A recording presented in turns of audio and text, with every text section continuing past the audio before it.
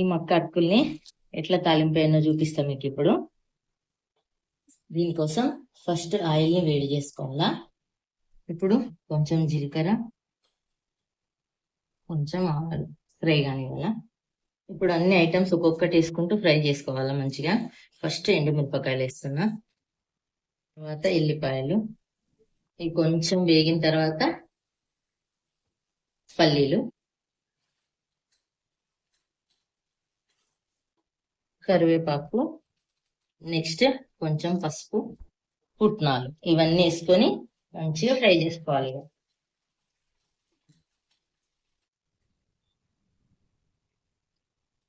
ఒక స్పూన్ ఉప్పు కూడా వేసుకోవాలా.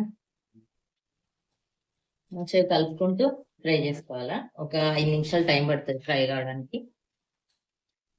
మనం ఎండుమిరపకాయలు వేసినాం కదా, అవి కొంచెం మక్కాటుకులకు పట్టుకోవు కదా, అందుకోసం కొంచెం కారం కూడా వేస్తున్నా.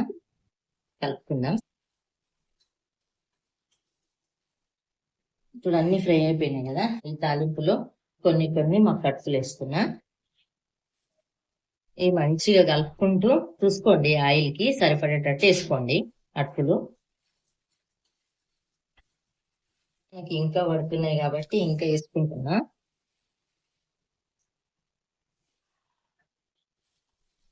ఇప్పుడు మంచిగా కలుపుకుంటున్నా వీటిని.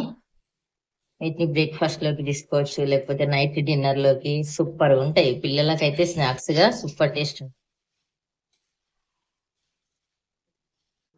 ఇలాంటి టేస్టీ రెసిపీస్ కోసం నా ఛానల్ కుకింగ్ విత్ సృజనాని సబ్స్క్రైబ్ చేసుకొని ఫాలో అవ్వండి.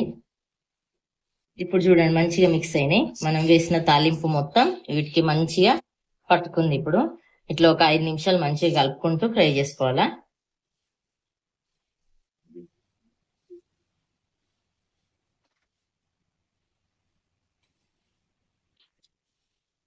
చూడండి రెడీ అయిపోయినాయి. సూపర్ గా ఉంటాయి ఇవి. అంతే, ప్లేట్లోకి సర్వ్ చేసుకోవడమే. వీటిలోకి ఉల్లిపాయను సన్నగా కట్ చేసుకొని వేసుకొని తింటే బాగుంటాయి.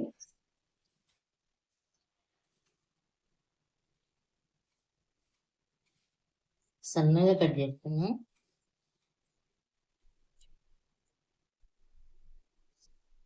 వీటిని ఒక మంచిగా డబ్బాలో వేసుకొని మూత పెట్టుకుంటే ఒక వారం రోజుల వరకు నిల్వ ఉంటాయి. కొంచెం ఎక్కువ కూడా ఉంటాయి, కాకపోతే ఆయిల్ స్మెల్ వచ్చేస్తుంది కదా.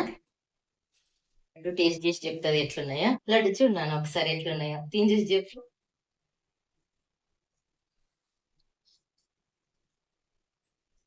సూపర్.